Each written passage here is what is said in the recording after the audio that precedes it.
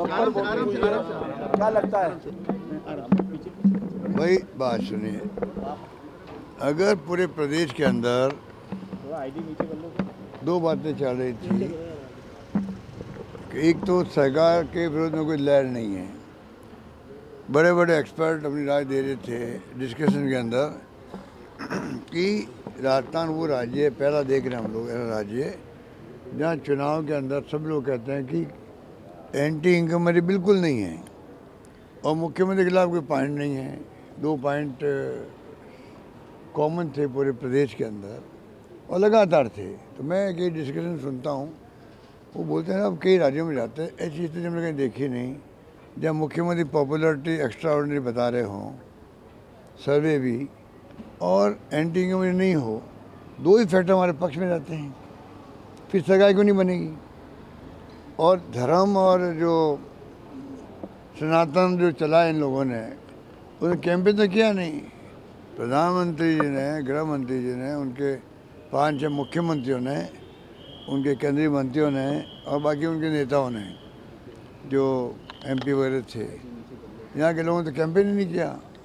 राजस्थान के बीजेपी के जितने तथाकथित नेता हैं वो तो अपने क्षेत्र में फंसे रहे।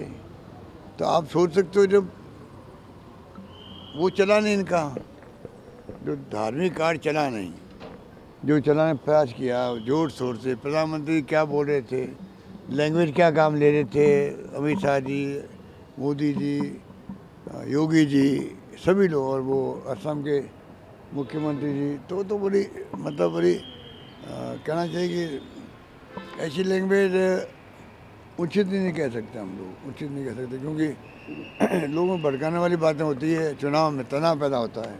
ये तो फॉर्चुनेटली राजस्थान में सब शांति से निपट गया। उनकी भाषाएं जो थी कहने नेताओं की, वो तो दंगे भड़काने वाली थी, दंगे भड़काने वाली थी। जनता ने फिर भी उनकी परवाह नहीं करी। इसके लिए मैं जनता को साधुवाद देता हूँ, बधाई देता हूँ, धन्यवाद देता हूँ। उनके भड़काने में नहीं आए, ये बहुत बड़ी उपलब्धि मानता हूँ कि जो हमारी अप्रोच थी सरकार की, जो हमारी स्कीमें थी, जो हमारे कानून बनाए हम लोगों ने, जो हमने गारंटी दी और जो माहौल बनाया विकास का, तो विकास का मॉडल बन गया राजस्थान के अंदर।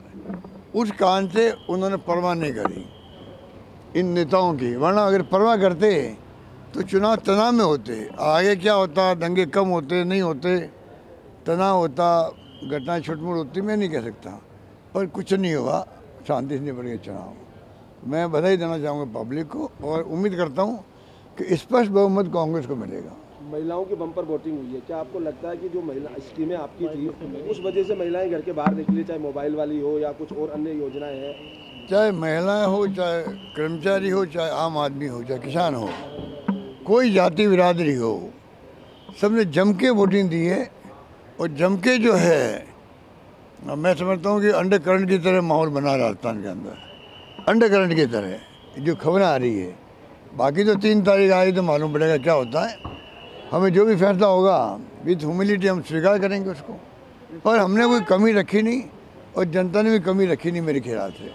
सर, आपने कल भी फीडबैक लिया है, दिन भर फीडबैक लिया है, फीडबैक के आधार पर आपने बताया अभी अंडर करंट है तो सरकार रिपीट हो रही है। क्या वो तमाम जो अलग अलग विधानसभा क्षेत्र में ऐसे विधायक जो किसी पार्टी विशेष से ही निर्दलीय है, जीतने की स्थिति में आ रहे हैं, क्या उनसे संपर्क में है सरकार? आपको बताएंगे, कोई संपर्क में होगा भी वो पार्टी वाले, आपको बताएंगे क्या?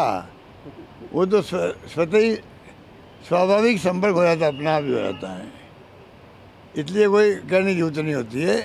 पर इस बार जो है मैं समझता हूँ कांग्रेस को स्पष्ट बहुमत मिलने जा रहा है, भारी बहुमत मिलने जा रहा है। ओल्ड पेंशन स्कीम कितना फायदेमंद होगी? क्योंकि इस बार, अरे आप, मैं जब सब कह रहा हूँ भाई, ओपीएस हो, चाहे वो आरजीएसएस हो, चाहे वो हमारी कानून हो, चाहे हमारी स्कीमें हो, चाहे वो हमारी गारंटी हो, सबको लोगों ने लाइक किया। तेलंगाना में ओबीसी सीएम की बात कर रहे हैं सर।